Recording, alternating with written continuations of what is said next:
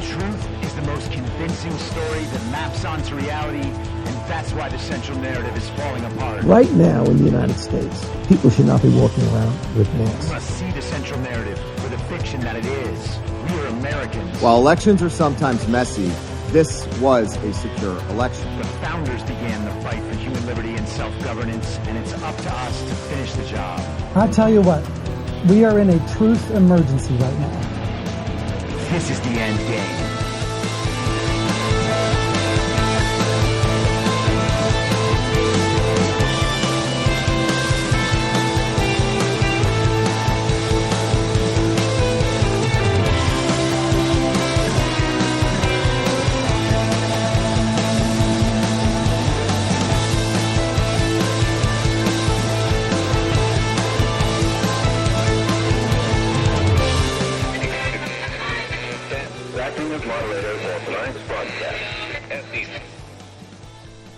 It's Tuesday, June 18th, 2024, the 1245th day of dystopia.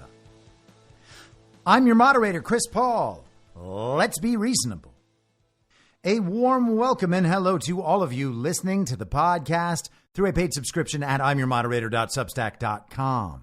When you become a paid subscriber, you get the ad-free experience. You can participate in the conversation over on Substack, and you are invited to participate in the interactive live stream every Wednesday afternoon. You can become a paid subscriber for as little as $50 a year or $5 a month.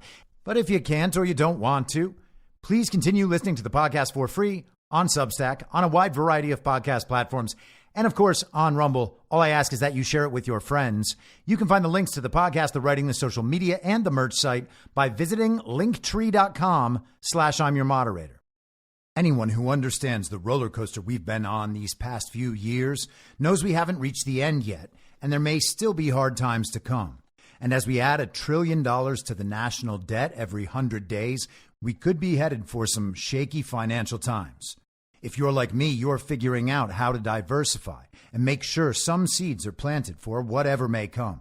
And that's one of the many reasons I think Bitcoin is part of our future. But it's not only about money. Bitcoin looks to be a critical part of the next generation of technology, communications, energy, verification, and even national defense. I'd encourage everyone to do their research and do it now. And if you're convinced of the likelihood that Bitcoin is an essential part of our future, then you'll need an on-ramp. I recommend River. River empowers you to grow your portfolio without any unwanted surprises and eliminates third-party custodians, putting you in control of your assets. Open an account with no minimum purchase requirement. You can get your Bitcoin journey started with just $1. Visit partner.river.com/reasonable to create your River account today. That's partner.river.com/reasonable. Now, I know that many of you out there understand the need to diversify assets, or maybe you're looking to protect your retirement savings, but you're not quite there yet on Bitcoin, and you feel better about precious metals. I get that too. I think going in multiple directions is wise, and I do that myself. And when it comes to buying precious metals, you want to be working with a good company, and that's why I've partnered with Goldco. Goldco is a 6-time Inc. 5000 winner, 2022 Company of the Year, and they've helped people like you and me place over $2 billion in gold and silver. And I have gotten silver from Goldco. And right now they're offering my supporters up to $10,000 in bonus silver while supplies last. Don't pass this offer up. Go to reasonablegold.com now. This is your opportunity to protect you and your family from an out-of-control government before it's too late. So don't wait a second longer. Take action today. Click on the link in the podcast notes or go to reasonablegold.com now and get your free gold kit, your free IRA kit. You'll be glad you did. So toward the end of last week, I was remarking about how hysterical things had become, how ridiculous it was what we were seeing every day. We are being bombarded with such spectacular, grandiose absurdity that the meaning of the phrase, "you can't make that up," has completely inverted. I hear people say, "You can't make that up" now, and all I think is, Yes, you absolutely can make that up.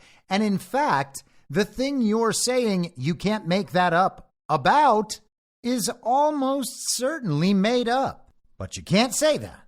You can't call things fake. Otherwise, you're being irresponsible with information. I mean, sure, you can understand it's fake news with corrupt liars who can say whatever they want with no accountability and control all the levers of power, including the media, so they can tell you whatever they want, and the communication channels so they can stop you from saying whatever you want. And of course, they have infinite resources and technology so they can create incredibly sophisticated and convincing false realities. And they control the currency, so you're not really allowed to tell them all to go to hell and opt out. But they can't be completely fake. Let's not be absurd. They can't be completely fake. I mean, sure, all the people creating vast wealth for repeating the central narrative to millions of people at a time are lying constantly, but that's just to wake up the normies. And sure, they're constantly misrepresenting themselves and misrepresenting reality, but that reality underneath all the rest of that, that's real. Now, to be clear, there's some reality underlying all of that. But what we see on TV and what we get from the internet, from social media, none of that is required to correspond to an underlying reality. It might, but it might not. The point is, there's no requirement that it does. We should not, therefore, assume that because we are hearing a story about a certain subject or a certain number of subjects, that there is even a story to be told about those subjects. We have a strange tendency to, when we hear a story about a new subject, assume that the subject must be real, and then we wonder about whether or not the story we are told is true and in what ways it might be false, assuming the whole time that there is a real subject and a real story to be told. It is unserious and irresponsible, we are told by our supposed betters, to simply note that something is fake and ignore it, rather than involve ourselves intimately in the details so we can determine exactly what about the story is fake and then replace all of those fake qualities with the real, true qualities. And we do this in instances where the subject and the story are both, in total, products of someone's imagination, either ours or someone else's. And that's generally what I mean when I've talked in the past about focusing on the details of a complete and total fiction. The idea being that the more time invested in exploring each and every detail of a given story about a given subject is a process of the person investigating leading themselves ever closer to truth. But if the story and the subject aren't real, that's not what that process is. That process is a complete and total waste of time, because the truth is the stories aren't even all that interesting. There's just some social stake involved in ending up being right about one of them. People who don't question these things all the way down to the bottom run the risk of spending their lives pursuing the quote-unquote truth of that which is necessarily fictitious and always will be. For instance, people who have learned absolutely everything about climate change models understand nothing more in the world than people who know everything about the George R.R. Martin books upon which the HBO show Game of Thrones was based. Yes, you know all the details, but the subject and the story are a product of imagination. So I was thinking about all of this over the weekend, and on my Truth Social and Telegram channels, I proposed an example. And so I want to share that with you to frame the discussion to follow.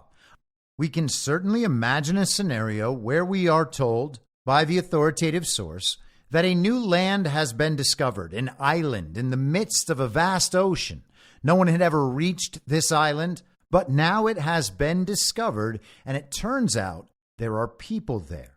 Now, these people are very, very bad people. They do all of the most horrible things. It's basically like, you know how a couple of months ago we were told that a gang of cannibals had taken over Haiti and the main guy was named Barbecue?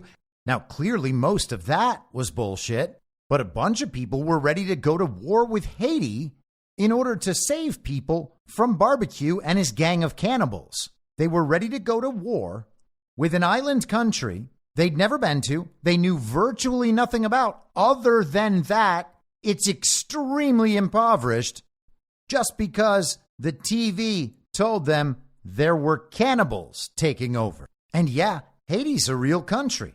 In fact, we've heard similar stories to that to make us want to go to war countless times. I mean, they've told us that babies were put in ovens to make us want to go to war. But don't worry, that was real. But let's get back to our example.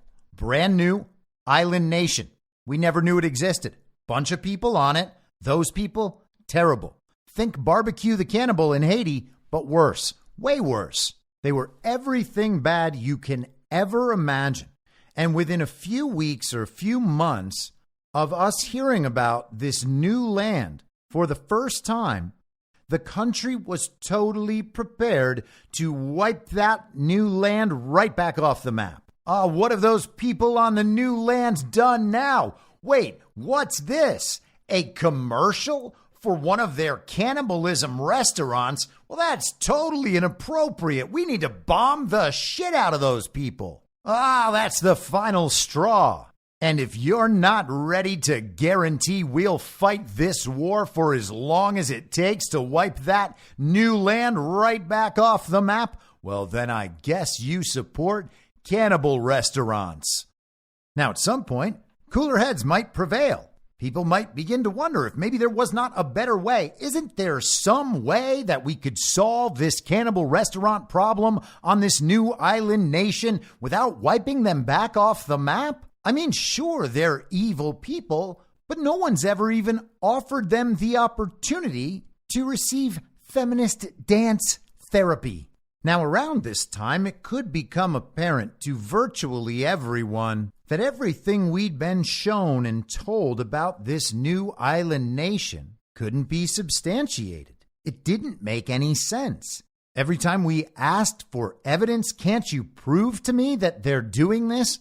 We'd get a few doctored pictures paired with an incentive and punishment structure to coerce our belief, and we'd be admonished by a bunch of know-it-alls unless we played along with either the warmongers or the people trying to prevent the war by explaining to us that the people of the new island nation were actually good. Now, absolutely everything I just described could happen without any of the stories of the people of that island being true, without the people existing, and without the island existing. The entire thing could be a product of imagination, and people who are still under the spell, people who are still addicted to the central narrative, would be prepared to support the mass murder of strangers who did not exist. Now, eventually, people might discover, hey, that nation's not real. Those people don't exist. And as a society, we're reaching the point of understanding that there are things like that, but rather than admitting what we see and hear and intuit, because we are concerned that other people might not understand or might think we're crazy, we instead commit ourselves to debunking all of the stories about how the inhabitants of this new island nation are horrible people who must be destroyed in order to convince people that we shouldn't go to war, rather than just calling the whole thing fake. I guess it's possible that you could talk people out of believing that we should go to war. Maybe you can reason them out of that. But most people didn't reason their way into their positions of great moral and emotional importance. So you're probably not going to reason them out. Think about the times where you've had to admit that you were wrong about something of great emotional or moral importance to you. You realized that you had actually made a legitimately bad miscalculation, maybe hurt other people, maybe you had caused a lot of negative consequences in your life, caused the end of a relationship, the end of a job, a rift in your family. Those things aren't decided around the margins, and so much gets invested in a certain direction that it makes it hard to ever turn around. It usually only happens through a jarring experience and the understanding that the prior position is now totally untenable. It just does not make any sense anymore. Well, it seems to me that the easiest way to get there with the least mental and emotional anguish is to admit that you've been fooled, and perhaps you participated in it and fooled yourself. It's not a comfortable admission. We would all like to believe that we're past that. We'd like to be all George W. Bush about it. There's an old saying in Tennessee, I know it's in Texas, probably in Tennessee, that says, fool me once, shame on you. If fool me, we can't get fooled again. But we can be fooled again. I'm certain I've been fooled more than one time. And I have discovered that I have been fooled more than one time. In fact, both have happened many, many times. And it is entirely possible that right now I'm in a state of being fooled and I don't know it.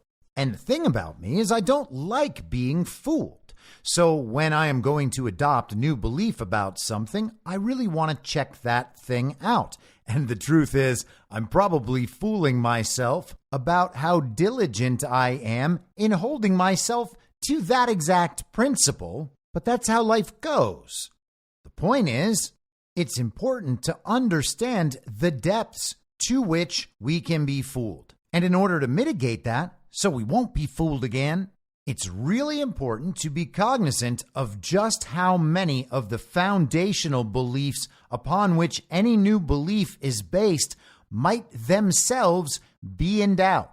And I've discussed this a number of times over the years. This is kind of a foundational principle for me and how I look at the world and examine the world and attempt to analyze what it is we're being told, what it is we're being shown. There is a narrative being projected to us, the intent of which is to coerce our belief into one thing or another so that we will act a certain way to benefit a certain agenda.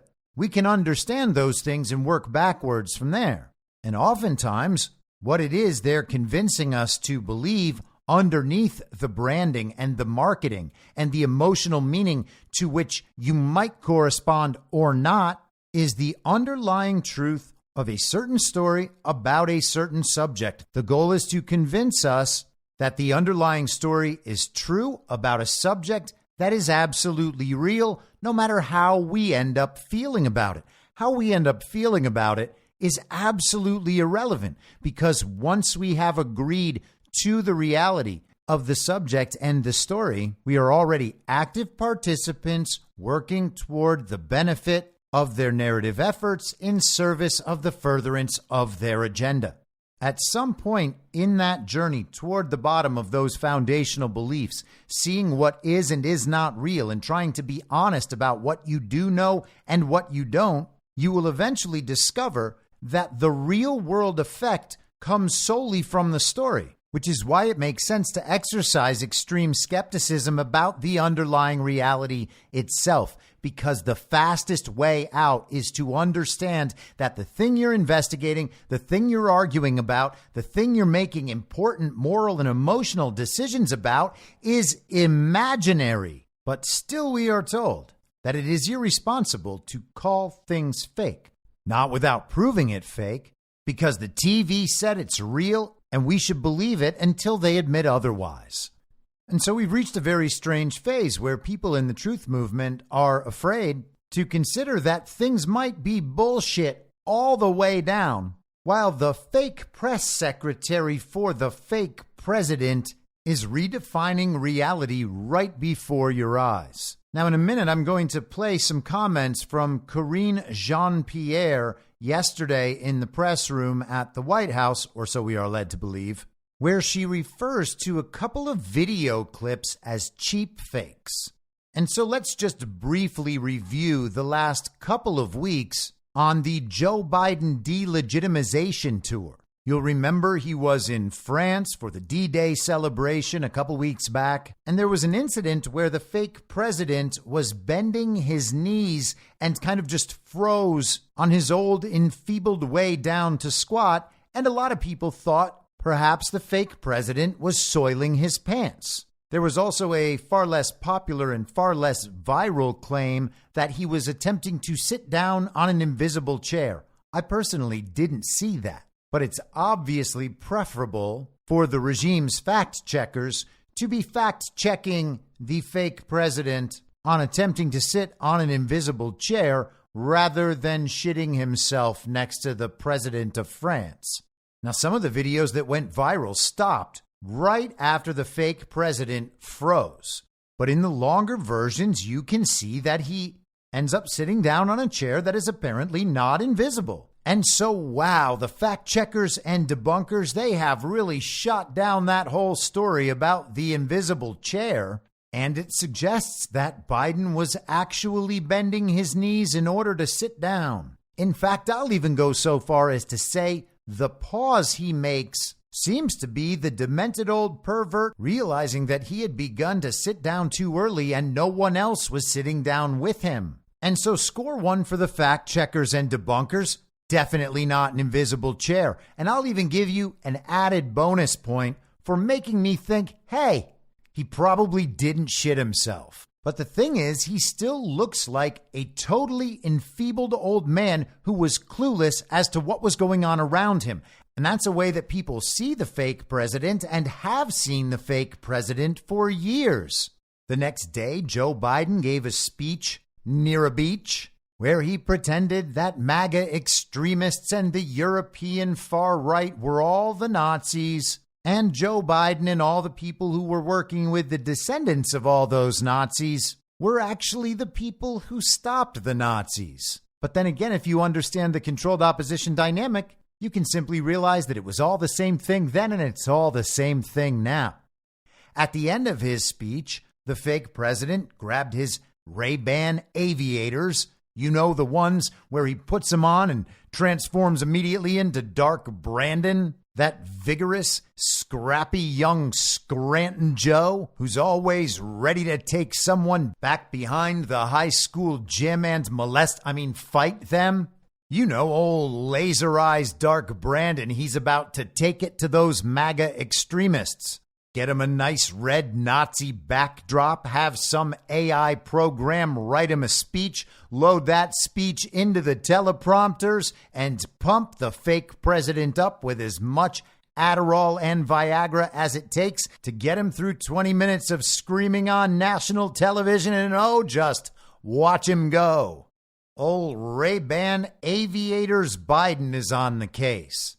So at the end of his speech on the beach, he picks up his aviator sunglasses and very slowly with two hands puts them on his head. Well, Joe and Jill, supposedly, we're told, flew Air Force One back and forth to Hunter Biden's trials. Joe Biden's European vacation, of course, is 100% definitely real. There's no way they could ever fool us about that, which means they really did fly Air Force One back and forth across the ocean multiple times for no reason, which is very expensive to the American taxpayer. And so we should get very upset about that. But one way or another, Joe Biden, the fake president, ended up at the G7 conference this year held in Italy. And I remarked on Thursday at the skydiving demonstration the leaders of the free world had scheduled for themselves as a photo opportunity. They went up on a grassy hill and stood around with their mouths gaping as they looked toward the sky, watching a few parachute men drift slowly to the earth. As the rest of the very real leaders of the free world were preparing for a picture, Joe Biden very slowly turned around and began to walk off screen toward another parachute man. In the video, you can watch as Emmanuel Macron and Ursula von der Leyen, who was there for some reason, despite only being the president of the European Commission, a ridiculous global governing body, well, they noticed the fake president wandering off. And you can see in their body language that they are attempting to protect the fake president from looking foolish by inching over in his direction so it doesn't seem as though he has just wandered off from the pack. The Prime Minister of Italy, Giorgia Meloni, walks from the other side of the group all the way around to the fake president. She grabs him and then steers him back toward the rest of the very real leaders of the free world. There were a few different videos that went around shot from different angles, and the most popular one of those was edited in various ways. It was transformed into different memes. But once again, the video that the consensus seems to recognize as authentic, under the fact-checked interpretation from the people looking to protect the fake president, still leaves the fake president looking like an enfeebled, clueless old man who is indisputably unfit to be president of the most powerful nation in all of human history. Or so we are told. But the authorities say that we are not allowed to say Joe Biden walked off aimlessly because he was actually walking off aimlessly after being distracted by two other parachute men who he wanted to just go check out in the middle of a photo shoot with the very real leaders of the free world. And hilariously, it's not just our interpretation of the video that suggests that. It's the reactions of the other people in the video that suggests that. They have the exact same interpretation of the fake president's behavior that we do. But that's not acceptable, they say. He wasn't walking off because there were other parachute men over there. So if you communicate the most obvious interpretation of what everyone is seeing, and in doing so suggest that the fake president wandered off, well, that's misleading. You're cheating by being honest about what the fake president, Joe Biden, is clearly shown to be doing in this video. We are told has the regime's stamp of approval as authentic and true. Now, the fake president was done gallivanting around Europe on his delegitimization tour, and he flew Air Force One, the plane he really gets to ride in as the real president of the United States of America. Well, he flew that all the way back to the good old US of A, and he took it all the way out to Hollywood, California, to attend a fundraiser thrown in his honor by Hollywood celebrities and other very, very powerful people who really want to see that corrupt old pervert steal another election. They are so concerned about their own futures that they would rather drag the country into the void with them than be held accountable for what they have done, or ever risk their special status being taken away. And so all of the rich and powerful and pretty people were treated to a night of entertainment featuring a house band and maybe even a DJ, as well as some celebrity performances, one by actor and musician Jack Black, who apparently has committed himself to looking like a fat old Karl Marx. And then the main event, a discussion between the fake president Joe Biden and Barack Hussein Obama, emceed by none other than Jimmy Kimmel. And once they lied and mumbled their way through the panel discussion, once Joe Biden attempted to explicitly delegitimize the Supreme Court, the three fully corrupted and compromised communists stood up to walk off stage as the band began to play. Or at least Barry Soetoro and Jimmy Kimmel intended to. But Joe Biden, who's never been very good at walking off stages, did not realize that was the next thing to do because no one told him that was the next thing to do. Obama turned around, realizing that Biden was not walking off the stage. In fact, he wasn't moving at all, particularly his left arm and left hand, which were just frozen awkwardly, bent but rigid on his side, his hand resembling the plastic grip of a G.I. Joe action figure. Obama put a hand on the fake president's forearm and began to pull him along off stage, which also looked to be a struggle for the fake president. Now again, Joe Biden has been on a delegitimization tour. We have talked about this for years. It was in late 2020 that I first suggested on this podcast that I thought we were seeing the makings of Joe Biden, the fall guy. He would be placed in this position. The global regime's Great Reset agenda would advance during the fake president's fake term. He would function as a Manchurian candidate, handing over all of the ostensible powers of his office to whoever in the deep state and administrative state would implement the agenda on a countrywide level, keeping the United States of America on schedule for the 2030 agenda, no matter how Donald Trump had disrupted it. All of this would be a problem for Americans. They would hate it, and they would hate whoever they believe to be thrusting it upon them. And so eventually someone must be blamed. It's going to be the guy seen as the president, seen as the one making the decisions. That happens to be the fake president, Joe Biden. And then he could simply be taken off stage and replaced with someone else. All of the problems of the agenda would be blamed on the fall guy, Joe Biden, or on the target of the hate movement, Donald Trump. And in the fallout, Joe Biden's replacement would be seen as a unifying figure, prepared to blame the problems on quote unquote both sides while promising a better tomorrow. And we have long discussed and witnessed that process.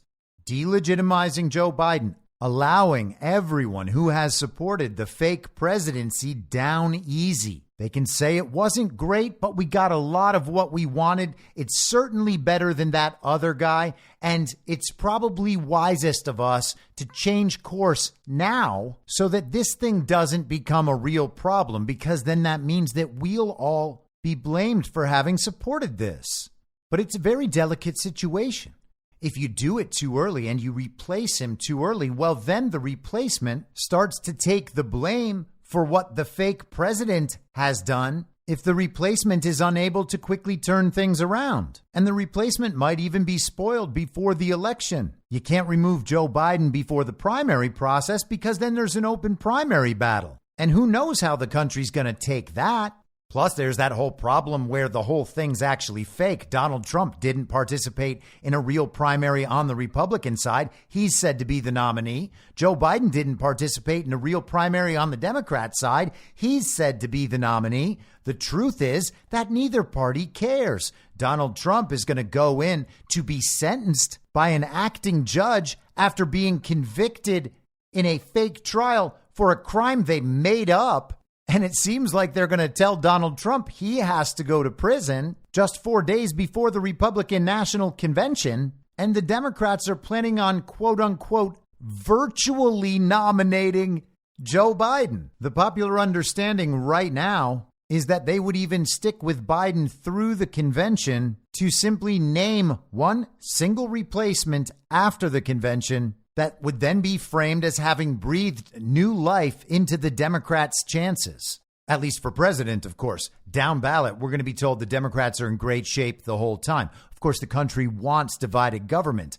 People might accept another Trump presidency, but they're going to want to check on his power and on his authoritarian instincts. Now, there is no guarantee whatsoever that they would be able to successfully pull this off. And if you put it next to anything else they've attempted over the last few years, you can pretty safely assume that they will pull it off for a short time until people realize and accept what is actually going on, and then it will blow up in the uniparty's faces. Now, of course, they can't make it obvious that they're trying to replace the fake president, Joe Biden. So they're going to have to provide him some protection and hopefully score some points against the controlled opposition, hopefully in a way that paints the other side as liars and fools. And so let's have a listen to Karine Jean-Pierre as she attempts to explain why none of these videos make Joe Biden look like an enfeebled, clueless old man. In fact, nothing about them is even weird. In fact, even suggesting something might be weird strips the video of its reality entirely. Ironically, several recent cheap fakes actually attack the president for thanking troops for thinking truths. That is what they're attacking the president for. Both in Normandy, this happened, and again in Italy. And I think that it tells you everything that we need to know about how desperate Republicans are here.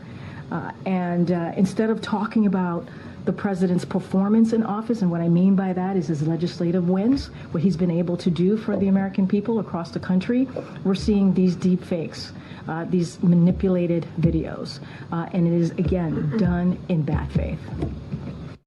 So Karine Jean-Pierre just called these videos, these 3 videos, cheap fakes. It's a play on the concept of deep fakes. Deep fakes we've been told about for many years.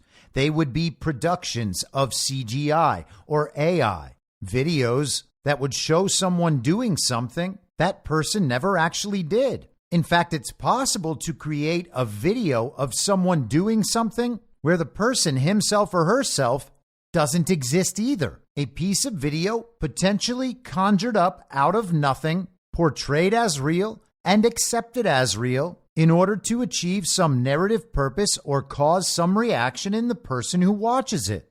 And knowing that the capability for something like that exists, then we always have to consider when we see video of a person doing something bad, that the video might not even be real. And this makes a lot of people uncomfortable, because if videos aren't real, that means for sure pictures aren't real. And we've known that pictures can be faked for decades. We pretend that's not true, but everybody knows that.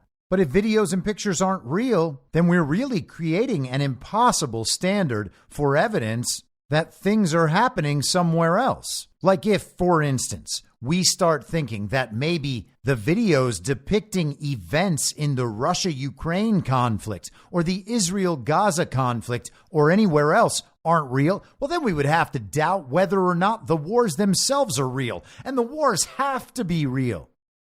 But why? And I get that this is a problem for people. It's uncomfortable. It's a real problem. But the solution isn't to pretend that the problem doesn't exist, and by virtue of doing so, give the benefit of the doubt to people who we know to be liars, looking at all times to deceive and manipulate us with full intention of achieving goals and implementing an agenda that we have no knowledge of. People are scared of deep fakes because they understand how we commonly form beliefs from information we see on the internet, and video, we are led to believe, constitutes proof of something happening. Once you introduce deep fakes, if they happen to proliferate and become popular, or if they happen to become very realistic and effective, then it becomes really difficult to prove anything. And it becomes really difficult to believe what we see on video. It's a difficult problem, a problem we don't want to deal with. And so people convince themselves that this is a unique problem, it's a rare problem, and it's a problem that is probably just best ignored, because we don't want to live in a world where we can't separate fiction from reality about situations on the other side of the world that have nothing to do with us, featuring people we don't know and will never meet in places we will never end up going. And for whatever reason, this produces existential crises in people. Now, all of this is very similar to the problems, theoretically, with AI and the fears that are produced by those theoretical problems, and by stories we've heard, movies we've seen over the last many decades about what the future of AI would be, when the AI would eventually subjugate all of humanity. The problem becomes so big and so real and so present, it seems so just around the corner, that we begin exporting our fear to any subject that intersects with the thing we're afraid of. Deepfakes are very scary. They claim to represent an authentic reality, but they don't, which makes them dishonest. They're a trick. They're a very evil trick because of the deception, because of the exploitation. And while cheap fakes aren't quite deep fakes, they're a version of the same problem and should be seen as totally out of bounds. So what the hell is a cheap fake? Well, the term is commonly attributed to Britt Paris and Joan Donovan in their 2019 paper, Deep Fakes and Cheap Fakes. This is from the executive summary of their paper. But what coverage of this deep fake phenomenon often misses is that the truth, in quotes, of audiovisual content has never been stable. Truth is socially, politically, and culturally determined.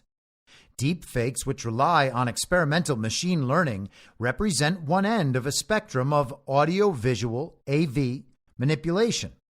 The deepfake process is both the most computationally reliant and also the least publicly accessible means of creating deceptive media, although that has obviously changed radically. Other forms of AV manipulation, cheap fakes, rely on cheap, accessible software or no software at all. Both deepfakes and cheapfakes are capable of blurring the line between expression and evidence. Both can be used to influence the politics of evidence, how evidence changes and is changed by its existence in cultural, social, and political structures. And so obviously this, on some level, reflects a postmodern understanding. And that phrase, of course, triggers a lot of people. It has been consistently argued over the last decade or so that postmodernism is ultimately the problem. That's what's underlying all of this Marxism and cultural degeneracy, the lack of meaning in society. And that may be true for nihilists who discover the presence of the false reality layered on top of reality prime, and then resign themselves to believing that because knowable truths about reality are far less accessible than they imagined, then everything becomes meaningless, and the best we can hope for is as much physical pleasure and enjoyment on this material realm before we depart. Now, not everyone ends up evil from there, but it's not a particularly fulfilling outlook, and when I was an atheist, I had that outlook. When you're not an atheist and you're not a nihilist, then you understand that God is the foundation of everything, and the material plane is already a layer on top of that. Searching for deep truths on the material plane is often a fruitless venture. But if you're not a nihilist and you're not a materialist, then you understand that truth is meant to be sought elsewhere, and things aren't so pointless anymore. But it's the nihilism and the atheism that lead to the problems with the postmodern understanding. It's not simply the observation that there is a layer of falsehood, the false reality, on top of reality prime. We can and should accept that, which means we should also understand that they are correct when they question the quote-unquote stability of truth as derived from an audiovisual presentation. The authors write, locating deep fakes and cheap fakes in the longer history of the politics of evidence allows us to see, and there's a bulleted list, decisions over what counts as evidence have historically been a crucial tool in defending the privilege of the already powerful. The violence of AV manipulation can only be addressed by a combination of technical and social solutions. Public agency over these technologies cannot be realized without addressing structural inequality, and the violence of AV manipulation will not be curtailed unless those groups most vulnerable to that violence are able to influence public media systems. So again, the postmodern understanding of the layer of falsehood makes complete and total sense, but then they drive the car directly into the ditch as soon as they have to begin assessing the meaning of what is produced by that false reality. These women are clearly communists and they are clearly unmoored. But according to the authors, there are a few methods of AV manipulation, as they call it, that qualify a piece of content as a cheap fake. These include photoshopping, lookalikes, recontextualization, and speeding and slowing moving images.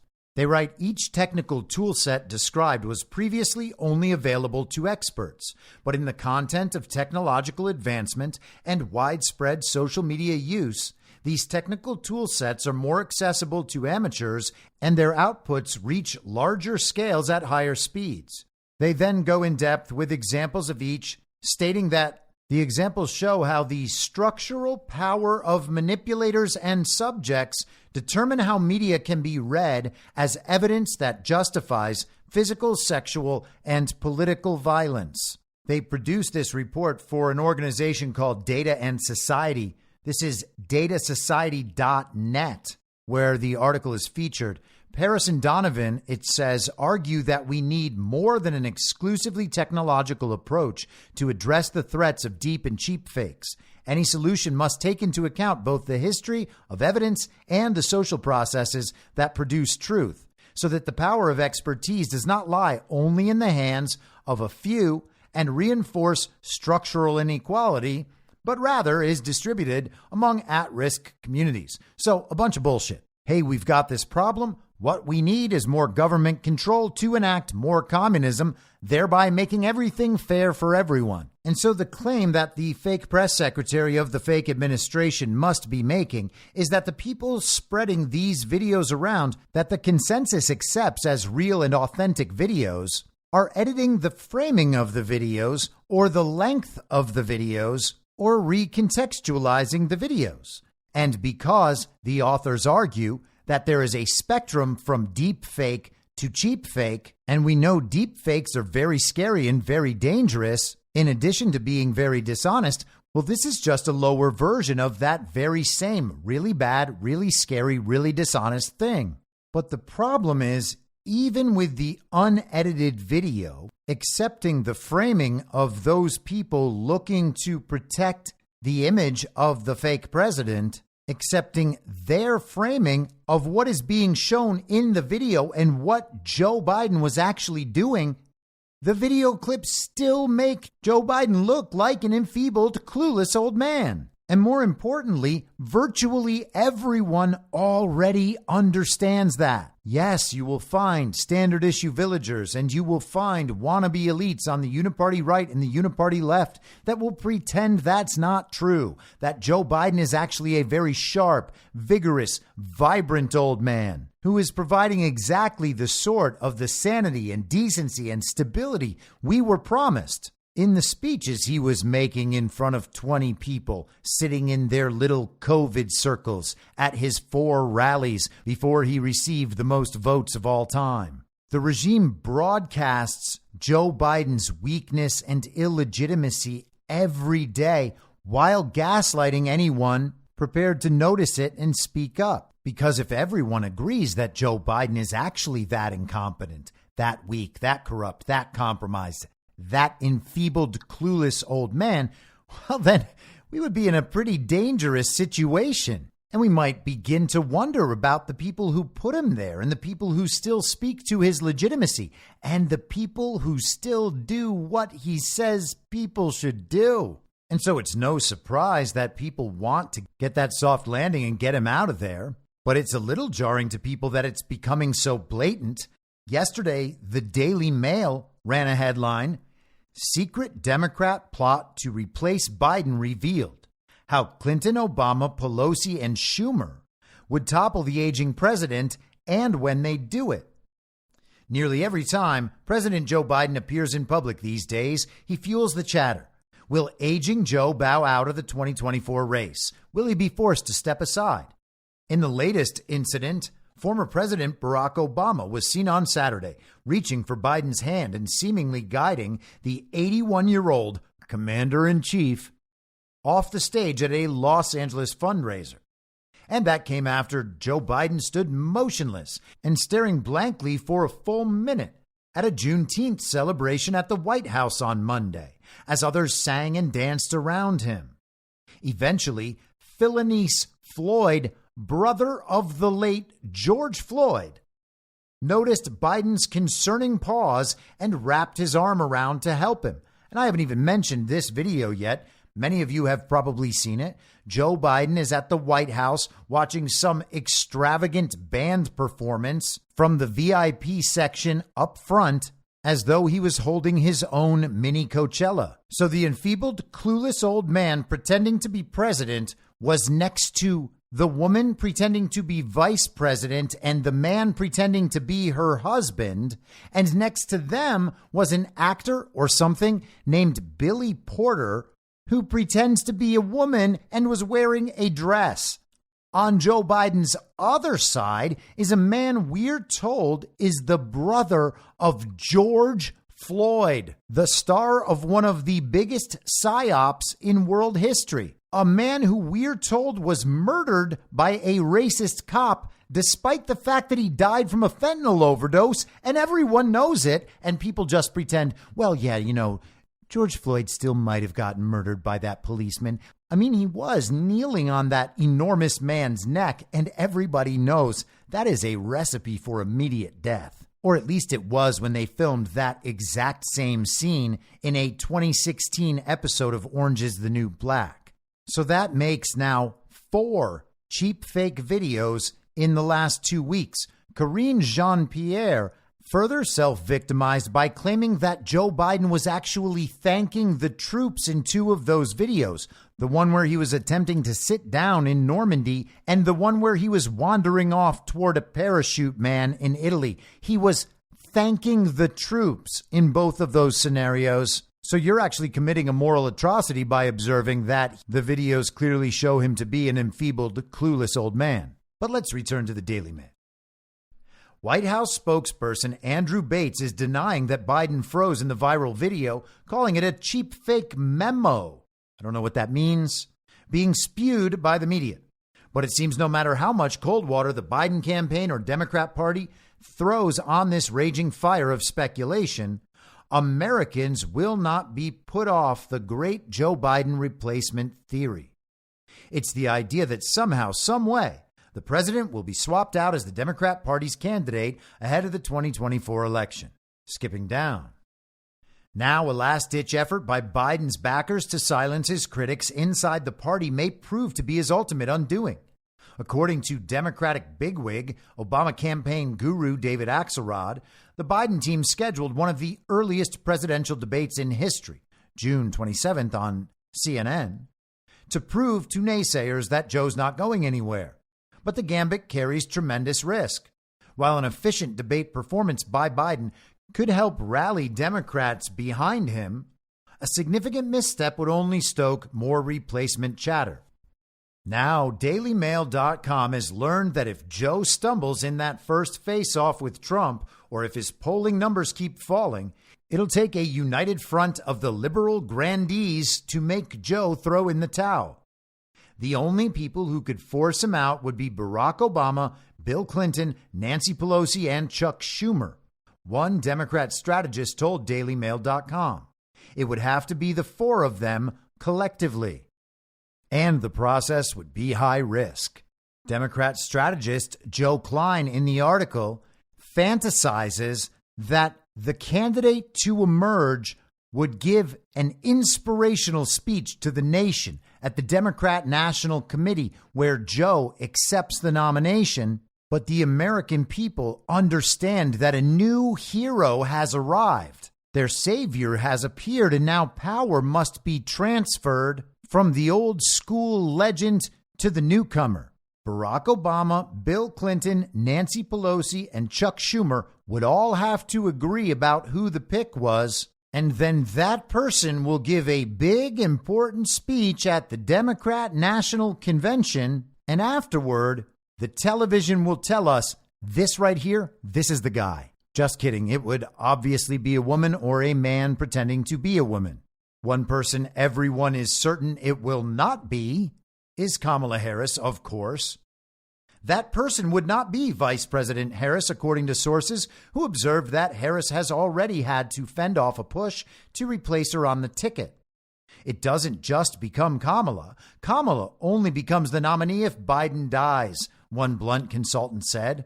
Another Democrat political insider believes that Harris has failed so badly as vice president that she has made it nearly impossible for Biden to step aside because the party would have to contend with progressive blowback over passing over the potential first black woman president. Strategists theorize that Democrats would have to hold a public event to symbolically transfer power to the new candidate. Biden, Obama, Clinton, Schumer, and Pelosi would publicly introduce and endorse the anointed nominee, all 4 of them plus the fake president. They would also have to convince Harris to throw her support behind the substitute, which would be a painful experience for someone so fiercely protective of their political future. And the Biden replacement would also be a risk for the replacement nominee. If he or she took up the party banner and then lost to Trump in November, their political careers may never recover. And of course, it won't just be their political careers. These people will be tried for crimes against America and crimes against humanity.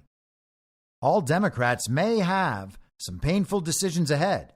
Biden has said that American democracy is on the line in the 2024 election. If his party becomes convinced that he'll lose, they'll feel compelled to take drastic, perhaps even unimaginable action. Now, as I've said many times, I think we're going to get this narrative, and I don't think it'll happen. I think Biden will end up being the nominee, but it's certainly possible that something like this happens. I'm not privy to the plan. It still seems unlikely to me, but who knows?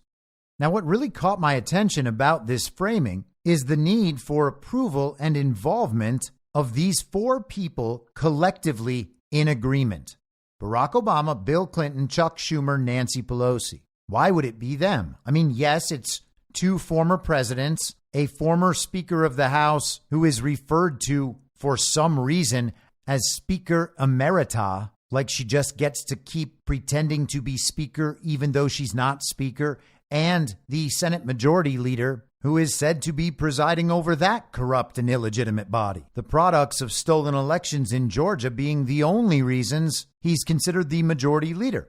So what do these people have in common? What is their role? Why are these the people? Well, Barack Obama, he's got Michelle Obama. And Bill Clinton, of course, he's got Hillary Clinton.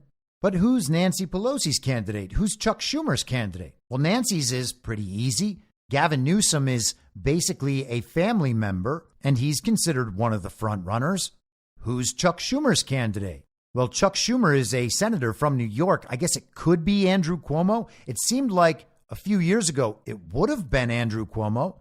But then Andrew Cuomo was the subject of a Me Too style scandal that took him out of office. So it might be pretty difficult for him to pull off a comeback tour in the next few months, though I wouldn't put it past them trying.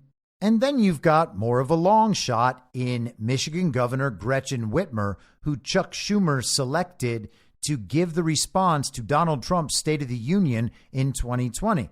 All of these people's names have been floated as potential future presidents in the last few years, and it seems like the process would be about which of these powerful uniparty left political criminals would emerge as the victor of this power struggle. Worth noting that the article mentions the relationship between Biden and Obama has in some way soured. Maybe Joe Biden wouldn't do the thing Obama wanted him to do, and it's going to require the agreement of these four power players and Joe Biden, the fake president, in order to achieve this peaceful transfer of power. That would be quite a trick to pull off, and there's virtually no chance that they would be able to successfully do it, even if we were talking about a real and normal political cycle, political year in a normal situation. It would be nearly impossible to do that, and we are absolutely not in a normal situation. But the thing is, standard issue villagers have been convinced for years that we are in a normal political situation. So if they can't pull it off, then maybe they have to stick with Joe and just do whatever they can to make it possible to steal the election. And that would require, as I've discussed many times, a big narrative lift. They would have to create a situation in the country where the American people, by and large, believe that there is some chance at all, that Joe Biden could win, so that when he is reported to have won, people wouldn't necessarily have to buy in and have to really believe it. They would just have to believe it enough not to contest it. They'd have to believe it enough to say things like, you always call everything fake. You can't just call elections fake without proving them fake. And then they would set up impossible standards for proof, standards that the people calling the election fake would then try to meet, rather than simply arguing the point that they have no proof that the election was real. And in a situation like that, no one is legally or morally required to pretend that it is. But the narrative effort is underway nonetheless. We've observed over the last few months that the Democrat base historically has been eroding. We hear that minority voters and young voters and union workers and the poor and the lower middle class are all headed in Donald Trump's direction, in MAGA's direction. The Democrat base is fleeing the Democrat Party. The Democrat Party is disintegrating. It is all coming our way. That is what the polls say. Those polls are widely publicized, and people in their own lives understand that virtually everyone is sick of the Democrat bullshit. So the script needs to be flipped, and who better to do that than one of the most important cogs in the Democrat election rigging scheme, South Carolina's own James Clyburn, a corrupt old man who can be legitimately described as controlling the votes of millions of black Americans. And we'll get into that in a few minutes. But this is the article that was published on Saturday, the 15th, in Politico. The man who saved Biden's 2020 campaign lets loose. Representative Jim Clyburn doesn't think black voters are really swinging toward Trump. Something is amiss with the polling, Clyburn said. Anybody who believes that Donald Trump will get 30% of the black male vote or 12% of the black female vote, I got a bridge down there on John's Island I'll sell you. And so this article is the edited transcript of a podcast that Politico did with Clyburn. And I want to hit a few points of this conversation. The interviewer asked why the South Carolina primary was the first primary in the Democrat cycle this year. Clyburn responded simply that that's what Joe Biden wanted, so they simply moved it. He said he didn't really care. He just wants South Carolina to be the first primary in the South. He said he liked South Carolina being fourth overall. That made him the cleanup hitter. They would get through their narrative plays elsewhere. You know, those Midwesterners and all those religious folk, all the moderates there in Iowa, and then those old school rugged East Coast liberals in New Hampshire, both those states very, very white. Then you go to Nevada, get some Hispanics, and then we get to South Carolina, where James Clyburn activates the election fraud machine and gives the black vote to whoever the Democrat Party chooses, thereby being the kingmaker. The interviewer notes, that's what made you so influential every election. Clyburn says, absolutely. So why would I want to be first? The interviewer asks, what about 2028? Where do you want South Carolina to be? He says, I want South Carolina to be anywhere they decide for it to be in 2028. Will you fight to keep it first? No, I won't. And you'd be okay if it went back to fourth, if it went back to cleanup. It's okay with me, absolutely. Okay, this may be a little early, but who do you think the post-Biden top-tier Democrat presidential candidates are? Who do you see as the next crop that you have your eye on and maybe even would like to see run? How big is the crop? That's for you to tell me. It could be 5, 10, 20. Clyburn says, well, yeah, it might be closer to 10 than 5, but I see Cory Booker, Wes Moore, what's his name, the governor of California? Oh, Gavin Newsom. The governor of Pennsylvania, Josh Shapiro. He mentions Roy Cooper. The interviewer says, I can't help but notice Kamala Harris was not on the list. Clyburn says, well, she's automatically on the list. As vice president, she's automatically on the list. I don't put her in the next crop. She's in the current crop. The interviewer then asks, can you help us understand the decision, as you understand it, that Joe Biden made to run for re-election rather than retiring and let a primary happen to see who runs against Trump? I don't know if you know this or not, but I'm sure you remember in 2020 privately, he did tell some people he was only going to serve one term. His aides actually debated among themselves whether to make that a public pledge. They decided not to. And obviously, he decided not to only serve once. What do you think went into that decision? And did he talk to you about it in the run-up? Clyburn says no. All of what you just said is news to me. I didn't know anything about what you just said. I do know that when he asked me my opinion, I said to him that I thought he should run. He didn't tell me that he was thinking about one term. He did say in my presence and campaign more than once using the term transitional, that he was going to be a transitional president. And sometimes, the interviewer says, he talked about being a bridge back in 2020. They then joke about it being a long bridge. A few moments later, the interviewer says, let me ask you this. I always thought that the decision for Biden was, does he run again or does he open up the party to a messy, divisive primary? How do you look at that choice between Biden running with all his faults versus opening it up to a potential primary? Well, I don't know that the primary would have been all that nasty, Clyburn says. I think that you had people like Gavin Newsom. I think Gavin Newsom was hell-bent on running. I think he really, really wanted to run. I think he was positioning himself to run if Biden didn't run. And I do think that Cory Booker would have run.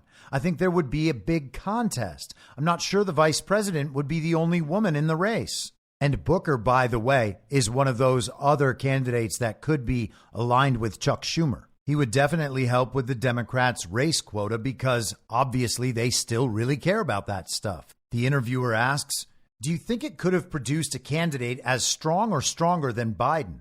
To which Clyburn says no. So at the end of the day, this was the best way to go? I think he was the best in 2020, and I think he is best today, Clyburn says. The interviewer then goes into a rundown with some framing of the polls and says, I don't think you can deny that these polls are showing something. What do you think that Biden needs to do to turn this around?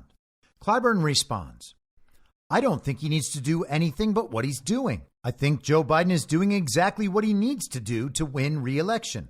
Something is amiss with the polling. I call your attention to the recent polls in Maryland. The African-American woman, Angela Also Brooks, running for the United States Senate nomination. The Sunday before the election, one poll had her 5 down. The other poll had her 7 down. And she won by 13. How do you explain that? That's 20 points. So I have no idea what's going on with the polling these days. But I do know this.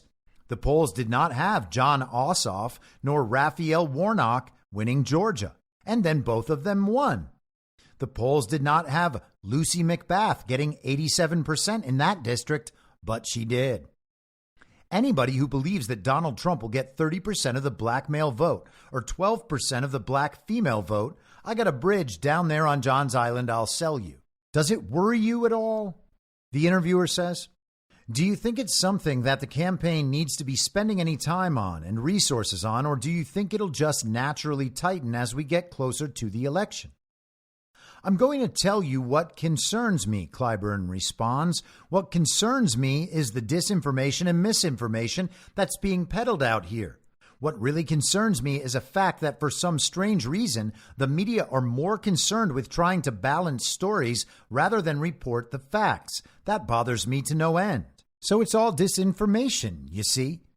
Black Americans still love the fake president Joe Biden, a man who was mentored for decades in politics by a former grand wizard and exalted cyclops of the KKK. The man who wrote the crime bills and said he did not want his kids to grow up in a racial jungle. And that's true, even though social media is absolutely full of black Americans talking about how they're sick of the Democrat Party and they want Donald Trump back in office, including rather prominent black Americans. The Joe Biden narrative is falling apart, but James Clyburn blames all of that on mis and disinformation. He says it's just an illusion. It's the polls that are wrong. Black Americans still love Joe Biden, according to James Clyburn, and no one gets to speak for black Americans more than James Clyburn does because he's literally the man that decides what they're reported to be thinking. And in a minute, we're going to talk about James Clyburn's magnificent powers that allow him to be able to do this. But let's pause for a second to hear from CNN's polling guru, formerly of 538, Harry Enton. To a historical norm, and it simply put has not yet. So this is the margin, or Biden and Trump among black voters, compare where we were at this point in 2020, compare where we are now. You know, at this point, look at this. In 2020, Joe Biden was getting 86% of the African American vote. Look at where it is now. It's 70%. That's a 16-point drop, John. And more than that, it's not just that Joe Biden is losing ground. It's that Donald Trump is gaining ground. You go from 7%, single digits at this point in 2020, to now 21%. And again, John, I keep looking for signs that this is going to go back to normal, and I don't see it yet in the polling. If anything, right now, we're careening towards a historic performance for Republican President presidential candidate, the likes of which we have not seen in 6 decades. And when you dig into this number here, what is the makeup of that number? This is where we get very interesting. So I decided to dive deeper into the crosstabs, figure out where is it that Joe Biden is truly struggling among black voters. All right, so this is black voters, Biden versus Trump margin. Look at black voters age 50 and older, and you'll see, look, Joe Biden was leading amongst this group at this point by 83 points back in 2020. Now it's 74 points. So yeah, a slight decline in that margin, but nothing out of this world. Look at black voters under the age of 50. Holy cow, folks. Holy cow. Look at this. Joe Biden was up by 80 points among this group back at this point in 2020. Look at where that margin has careened down towards. It's now just, get this, 37 points. That lead has dropped by more than half, Mr. Berman. I just never seen anything like this. I'm like speechless, because you always look at history and you go, okay, this is a historic moment. If this polling is anywhere near correct, we are looking at a historic moment right now where black voters under the age of 50, which have historically been such a big part of the Democratic coalition, are leaving it in droves.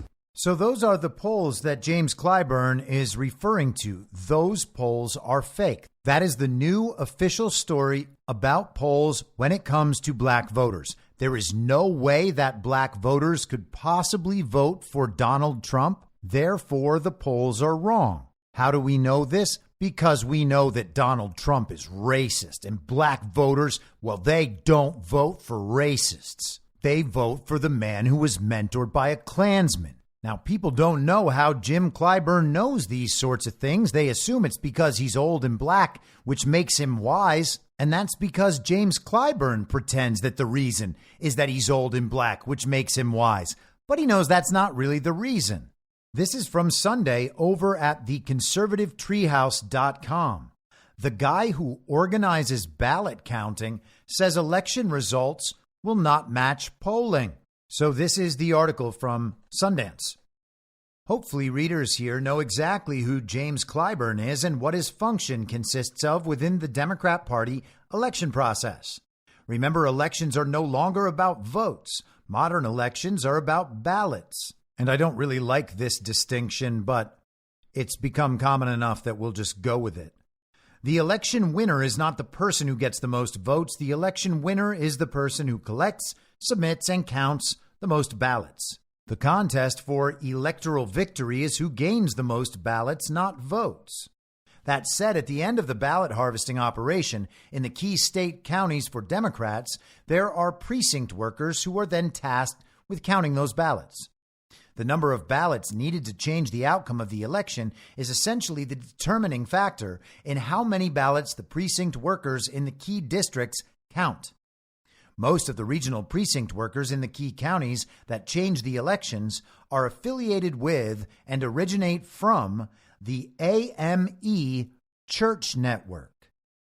The African Methodist Episcopal Church has precinct-level ballot counting election operations, poll workers, in the key counties: Fulton County, Georgia; Wayne County, Michigan, that's Detroit; Philadelphia and Pittsburgh, Pennsylvania; Clark County in Nevada, that's Vegas; Maricopa County in Arizona, that's Phoenix; Dane County in Wisconsin, that's Milwaukee, etc. The ballot counting doesn't need to happen all over the state, just at the key urban county level. The DNC operation, Obama and the BLM network, concentrates heavily on the ballot harvesting. However, when they turn those ballots over to the county-level precinct workers, that's where the AME Church Network and South Carolina Representative James Clyburn come into play. The DNC no longer focuses on controlling the Secretary of State or Attorney General approach. With the George Soros machine running the district attorney-level angle, the Democrats only need to concern themselves with the precinct-level poll worker support. Clyburn's AME network is protected by the willfully blind George Soros DAs. It's a one-hand washing the other proposition. And then Sundance cites some of the quotes we just reviewed in the Politico interview with Clyburn, highlighting specifically the portion about how Clyburn believes that something is amiss with the polling. Sundance writes Clyburn is saying the quiet part out loud, but the media pretend they don't know what it means. Essentially, the AME networked county-level ballot counters successfully ran the election operation and lifted Angela Also Brooks to victory. Voting did not matter. Counting ballots did. Then he cites the Clyburn comments on Warnock and Ossoff in Georgia and the other large victories that the polls didn't predict. Clyburn knows his network can essentially run the ballot counting operation without fear or concern because George Soros has put the DAs in their pocket. And with the media cooperating, if anyone raises an objection or notices something sketchy, the ballot gathering group have the race card to immediately play. If another 20 million actual American people vote for Donald J. Trump, the system has an offset. The millions of illegal aliens who have entered the country are generating millions of additional ballots that might be needed. The illegal aliens don't need to vote. They just need to generate ballots by registering their physical presence in the correct state or county as needed. The ballot collection and ballot counting groups will do the rest. This is the challenge to overcome in the 7 to 11 counties where the 2024 operation will be executed. The ballot fraud operation is not a massive conspiracy or large-scale enterprise. It is less than a dozen counties strategically located in key states. And I think that Sundance drastically underestimates the complexity of the election fraud apparatus in this country, but we can leave that aside. James Clyburn knows that the polls are wrong because he's the front man of the operation that decides what the election outcome will be. He's not reflecting on the state of the country. He's not reflecting on the needs of black voters or what they might be perceiving about life under the fake president Joe Biden and how that might compare to life under a duly elected president like Donald Trump. He's not questioning Joe Biden's fitness or competence. He's not considering replacements. He's saying that right now, the fake president Joe Biden is doing everything he needs to do to win the black vote because all he needs to do is convince Jim Clyburn to turn the machine on. Clyburn is the man who won Joe Biden the nomination in 2020. Massive victory in South Carolina. But it's not like it's just Biden and Clyburn making these decisions. Clyburn will turn the machine on behalf of whoever he's told to turn the machine on for. Right now, it's Biden. It's definitely Biden, and Biden will definitely win because Clyburn's organization is going to make sure that no other outcome is possible. And if Biden's taken out and replaced, well, then Clyburn will be absolutely certain that the replacement will win too. You see, he's got all the church ladies at the black churches. How many times has the mainstream media over the years told us how important the black churches are? Well, here's why. And this is why the candidates need to go visit those black churches, because they need to go to all these church ladies and say, please help me. I know that you are deeply devout Christians, but please can't you help me usurp this nation that has been so racist to you? If you do, then I, the most powerful man in the country, will give you anything you want. I mean, it's not immoral if you do it on behalf of your race.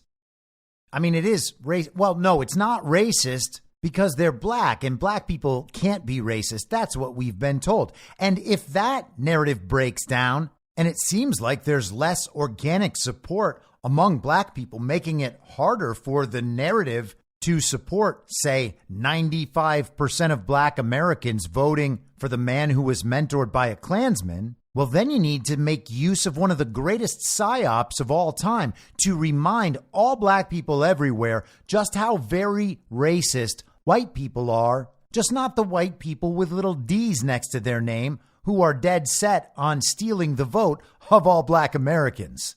And I'm not saying that the George Floyd thing was fake, but we were told that a man who looked virtually nothing like the man kneeling on George Floyd's neck was convicted for murder and sentenced to prison for restraining George Floyd as George Floyd died from, we're told, a fentanyl overdose after resisting arrest, and that ridiculous concoction was taken and used to make a national hero out of George Floyd, to make it heroic just to be black. George Floyd played such an important role that now the man we're told is his brother gets to go to a party and dance next to the fake president, while just a few more people away is a black man in a dress. And I'm not even talking about Michelle Obama, who may end up replacing the fake president in this fake election as a result of everyone losing faith in the enfeebled and clueless old man due to the proliferation of cheap fakes. All right, everybody. So tomorrow's interactive live stream will begin at 6 p.m. Eastern. Look for that link coming from Substack in your inbox either tonight or more likely tomorrow morning. It will say link for interactive live stream or something like that. There will be a Rumble link in that email, in that Substack blog post. You can go straight to that, and I will see you tomorrow. Otherwise, as far as this podcast is concerned, I will be back on Thursday at the same reasonable time on the same reasonable podcast network. I don't have a network. Masks and lockdowns don't work. They lied to you about a pandemic, and Joe Biden will never be president. In my mind, that's the end game. If you're listening to this episode for free, you can support me and support the show and the work I do by signing up for a paid subscription at imyourmoderator.substack.com. You can do so for as low as $50 a year or $5 a month. Comes out to under a quarter per episode, and you'll blast right through the paywall for all of the writing.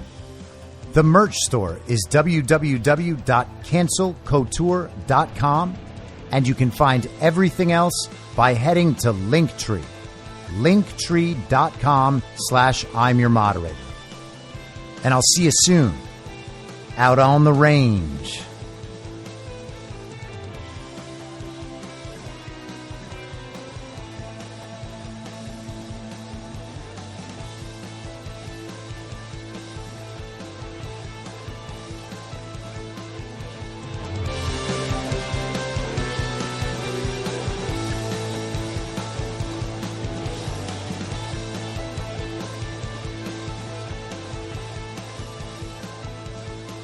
It's happening!